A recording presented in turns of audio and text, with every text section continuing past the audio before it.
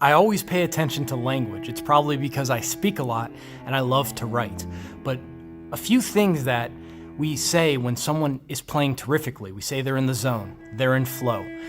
But one thing that I've noticed recently, I mean, we've all noticed it, but now I'm thinking about, is when we say someone's possessed. They're playing like they're possessed.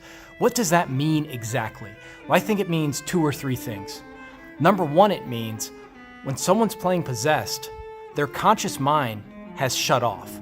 So if you see somebody in a movie who's possessed by another spirit, it's their sense of self, their sense of I is vacated and some other spirit has come into them, right? So what is that thing that possesses us? I think it's our work ethic, it's our repetitions. It's all the reps we put in, it's all the pickup games we've played, takes over us. In other words, our subconscious starts running us. All the repetition, all the visualization, it takes over our body. And we play automatically. We go unconscious, right? That's what you're aiming for. That's why I make the programs I make.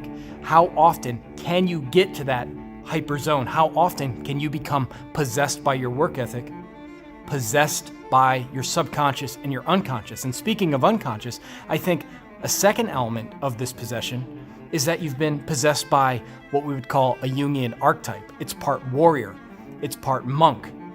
I'll never forget one of the James Bond movies, I think it was Casino Royale.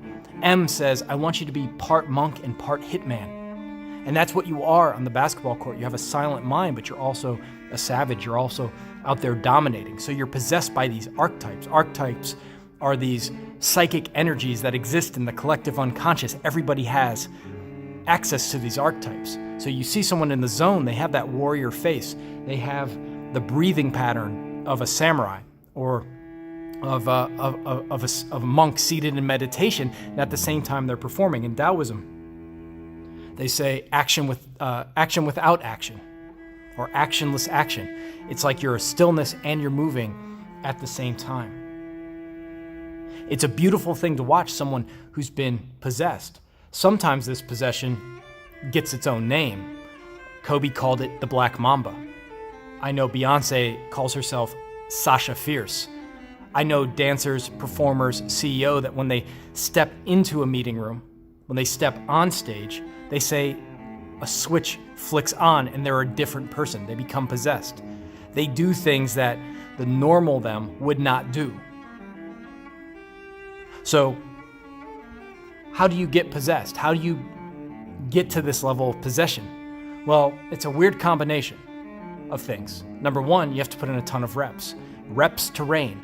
If you want to reign supreme, get more reps than everybody else, okay? Reps to reign. You've got to do that, perfect your skill. You need to visualize. You have to see it happening over and over and over again in your mind and make it as realistic as possible. When you're practicing, by the way, in your mind, try to create the game environment. When I'm shooting free throws, I pretend there are people watching me shoot free throws in the stands. When I'm doing a shoot around, I pretend when I'm done, working on mechanics or whatever, but when I'm into like a real intense workout, I'm not just doing a pump fake, I'm pretending I'm pump faking on somebody. You need to populate the gym with adversaries, with enemies, with opponents in your mind. You've done it before. 3, 2, 1 in your driveway and you're shooting over the outstretched hands of the competition. You can feel the environment. You need to do that more often. And then after you geek yourself up in practice and you're playing as if you're playing against somebody, then you need to relax before the game. You need to calm down. You need to silence the mind and quiet your breathing and get rid of muscle tension, get rid of expectations. And then you feel a quiet excitement and you have fire in your eyes. And then that unconscious can come forth. Then the warrior / monk can possess you. Then your alter ego can come out. I remember when I used to take tests in high school, when I said before the test, I'm going to treat this like a game, I always did better because I was possessed by that archetype of the warrior, the competitor, and the monk, the ability to focus and hone in.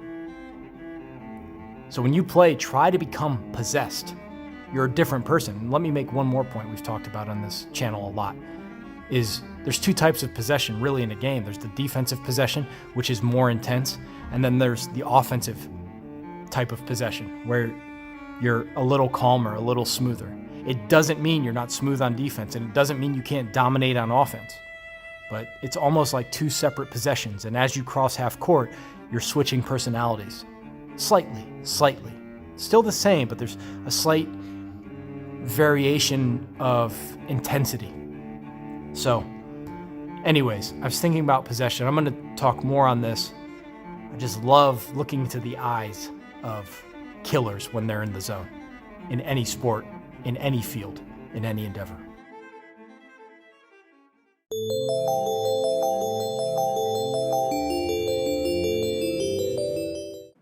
Growing up, I was always interested in the mental game. After years of study, I developed the Basketball Brain program.